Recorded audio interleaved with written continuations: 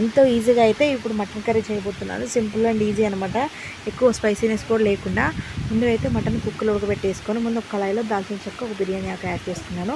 Next సన్నగా తరిగిన ఒక ఆనియన్, పెద్ద ఆనియన్ కట్ చేసుకొని 2 పచ్చిమిర్చి చిలుకలు వేసుకొని అందులో కొద్దిగా అల్లం వెల్లుల్లి పేస్ట్ అయితే వేసుకున్నాను. ఇది అప్పటికప్పుడు నూరుకోండి, టేస్ట్ బాగుంటుంది. అందులో కొద్దిగా టమాటా, కొత్తిమీర కూడా యాడ్ చేసేసుకొని మొత్తాన్ని ఒకసారి అయితే ఉడకనివ్వండి గ్రేవీలాగా.